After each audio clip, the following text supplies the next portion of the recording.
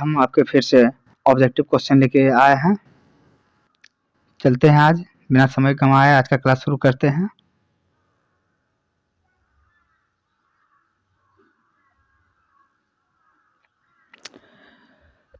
पहला सवाल है आपका, दो ब्लॉक सेक्शन के बीच का भाग क्या कहलाता है?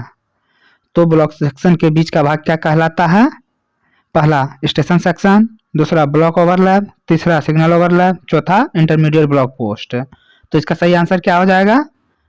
Station section. दो ब्लॉक सेक्शन के बीच का भाग क्या कहलाता है? स्टेशन सेक्शन कहलाता है। आगे चलते हैं।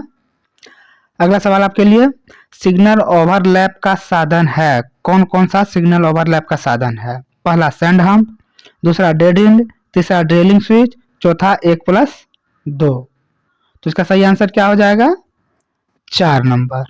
ठीक है, तो सिग्नल ओवरलैप का कौन कौन सा साधन है? सैंड हम्प सिग्नल ओवरलैप का साधन है, डेड एंड सिग्नल ओवरलैप का साधन है, ड्रिलिंग स्विच आइसोलेशन का साधन है। ठीक, समझ गए होंगे। आगे चलते हैं।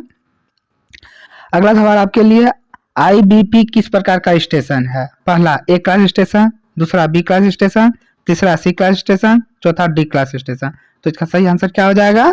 सी क्लास स्टेशन। आईबीपी किस प्रकार का स्टेशन है? सी क्लास स्टेशन है, जो डबल लाइन में होता है, और ये एक ब्लॉक स्टेशन होता है। आगे चलते हैं। सी क्लास स्टेशन होता है सिंगल लाइन में होता है, डबल लाइन में होता है, वन ट्रेन वाली सिस्टम में होता है, मेन लाइन सिस्टम में होता है। इसका सही आंसर क्या हो जाएगा? डबल लाइन में होता है। सी क्लास स्टेशन कहाँ होता है? डबल लाइन में होता है। आगे चलते हैं। अगला सवाल आपके लिए, ब्लॉक बैक किया जाता है सिंगल लाइन में, डबल लाइन में, दोनों में, मेन लाइन सिस्टम में। तो इसका सही आंसर क्या हो जाएगा? दोनों में हो जाएगा। ब्लॉक बैक सिंगल लाइन और डबल लाइन दोनों में किया जाता है।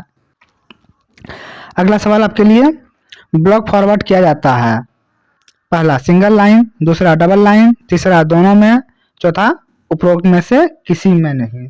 तो इसका सही आंसर क्या हो जाएगा? ब्लॉक फॉरवर्ड किसमें किया जाता है? डबल लाइन में किया जाता है।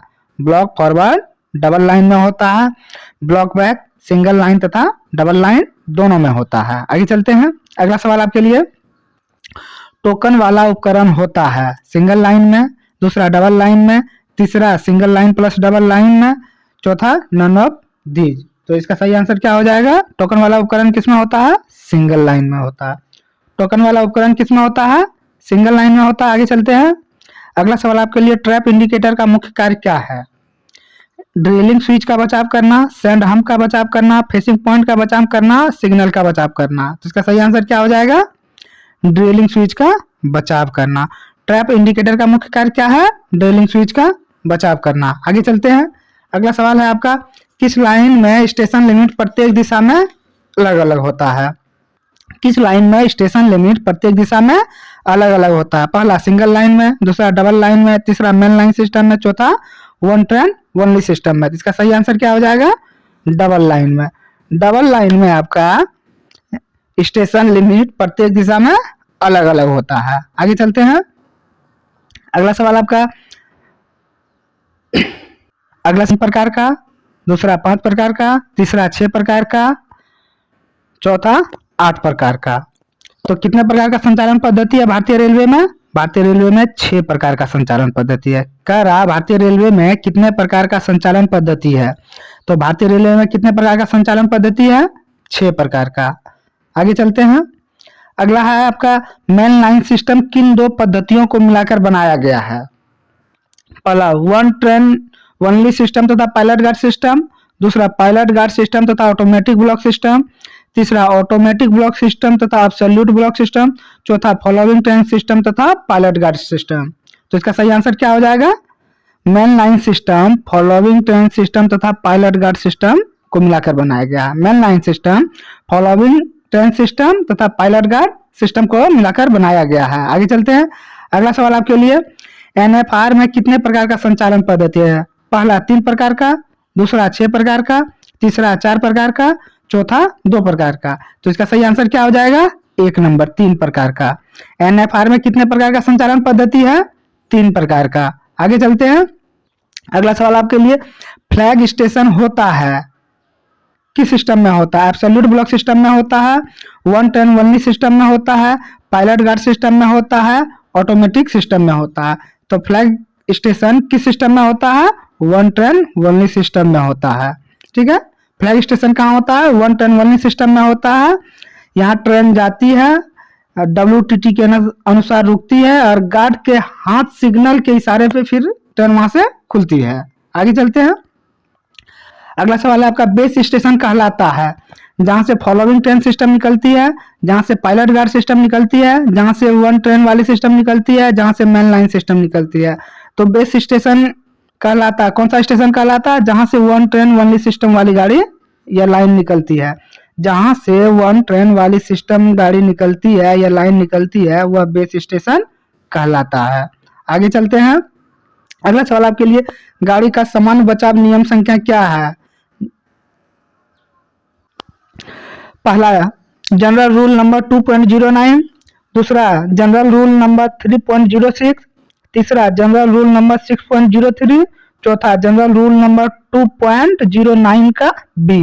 तो इसका सही आंसर क्या हो जाएगा? General rule number 6.03। गाड़ी का सामान्य बचाव नियम जनरल रूल के रूल नंबर 6.03 में है। आगे चलते हैं। अगला सवाल है आपके लिए, डेटोनेटर की सामान्य आयु कितनी होती है? तो डेटोनेटर की सामान्य आयु कितनी होती है? पहला 5 वर्ष, दूसरा 7 वर्ष, तीसरा 10 वर्ष, चौथा 2 वर्ष। तो डेटोनेटर की सामान्य आयु 5 वर्ष की होती है। डेटोनेटर की सामान्य आयु कितनी होती है? 5 वर्ष होती है। आगे चलते हैं। डेटोनेटर का अधिकतम आयु कितना होता है? पहला ऑप्शन 5 वर्ष, दूसरा 7 वर्ष, तीसरा 6 वर्ष होगा, 6 वर्ष होगा, चौथा 8 वर्ष। तो डेटोनेटर की अधिकतम आयु कितना होता है? 8 वर्ष होता है। 8 वर्ष होता है। पहला तो 5 वर्ष होता है, प्लस 1 वर्ष, फिर 1 वर्ष, फिर 1 वर्ष, यानी 3 वर्ष तक बढ़ाया जा सकता है प्रत्येक वर्ष टेस्टिंग के बाद।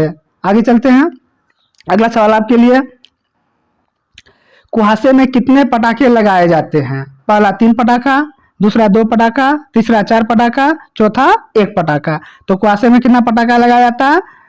2 पटाखा लगाया जाता है। पहला पटाखा 270 मीटर पे लगाया जाता है और फिर यहाँ से 10 मीटर की दूरी पे लगाया जाता है। तो कुहासे में 2 पटाखा लगाया जाता है। आगे चलते हैं। अगला सवाल आपके लिए, ट्रेन पार्टिंग में कितने पटाखे का प्रयोग किया जाता है? पहला 2 पटाखा, तीसरा 3 पटाखा, दूसरा 3 पटाखा, तीसरा 4 पटाखा, चौथा 1 पटाखा। तो इसका सही आंसर क्या हो जाएगा? ट्रेन पार्टिंग में 3 पटाखा लगाया जाता है। ट्रेन पार्टिंग में 3 पटाखा लगाया जाता है। कितना पे लगाया जाता है? 10 metre plus 10 metre plus 10 metre पे, 10-10 मीटर की दूरी पे 3 पटाखा लगाया जाता है ट्रेन पार्टिंग में। आगे चलते हैं।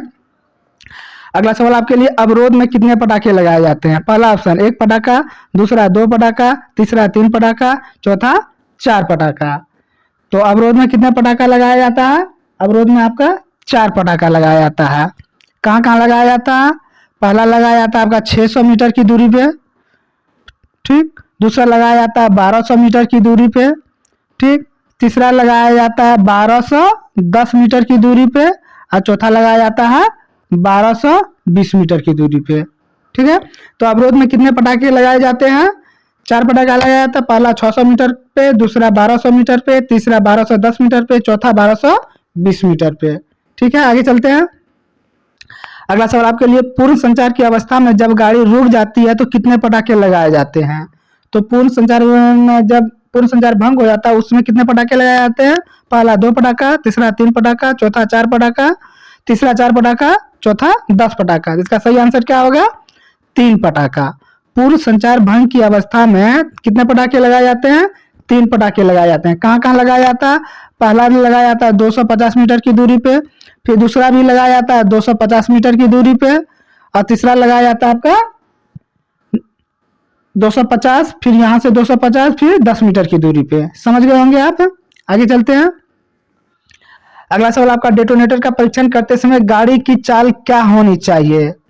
पहला 8 से 11 किलोमीटर प्रति घंटा, दूसरा 10 से 15 किलोमीटर प्रति घंटा, तीसरा 15 से 20 किलोमीटर प्रति घंटा, चौथा 25 से 30 किलोमीटर प्रति घंटा। इसका सही आंसर क्या हो जाएगा? 8 से 11 किलोमीटर प्रति घंटा। डेटोनेटर का परीक्षण करते समय गाड़ी की चाल कितनी होनी चाहिए? 8 से 11 किलोमीटर प्रति घंटा।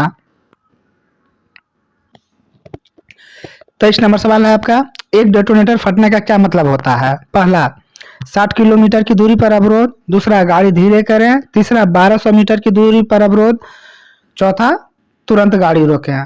ठीक है, तो एक डेटोनेटर फटने का क्या मतलब होता है? गाड़ी को तुरंत रोकें। ठीक, एक डेटोनेटर फटने का मतलब होता है गाड़ी तुरंत रोकें। आज का लास्ट सवाल है आपके लिए, इंजन से डेटोनेटर फटने के स्थान से कितनी दूरी तक धीरे धीरे चलने के पश्चात गाड़ी को सामान्य गति से आगे बढ़ा सकता है? कह रहा है इंजन से डेटोनेटर फटने के स्थान से कितनी दूरी तक धीरे धीरे चलने के पश्चात गाड़ी को सामान्य गति से आगे बढ़ाया जा सकता है? तो इसका पहला ऑप्शन 1.5 किलोमीटर प्रति घंटा। दूसरा 3 किलोमीटर प्रति घंटा। तीसरा 2.5 किलोमीटर प्रति घंटा। चौथा 2 किलोमीटर प्रति घंटा। तो इसका सही आंसर क्या हो जाएगा? 1.5 किलोमीटर प्रति घंटा। ओ सॉरी, 1.5 किलोमीटर तक धीरे धीरे जाएगा, इसके बाद वो अपने सामान्य चाल से चलना शुरू कर देंगे। ठीक है, जब कभी इंजन से डेटोनेटर फटता है और वहां कोई स्टाफ नहीं मिलता है, तो उस स्थिति में ड्राइवर गाड़ी को कंट्रोल करेंगे और 1.5 किलोमीटर तक धीरे धीरे जाएंगे, और 1.5 किलोमीटर धीरे धीरे जाने के बाद भी कोई अगर अवरोध या कोई स्टाफ नहीं मिलता है, तो इस सिचुएशन में वो गाड़ी फिर से सामान्य चाल से चलाना शुरू कर देंगे। तो दोस्तों, जल्दी से जल्दी चैनल को सब्सक्राइब करें, लाइक करें, शेयर करें और बेल घंटी बजा दें, ताकि नए नए वीडियोज की नोटिफिकेशन आपको मिलते रहे। तो दोस्तों, धन्यवाद आप लोगों को।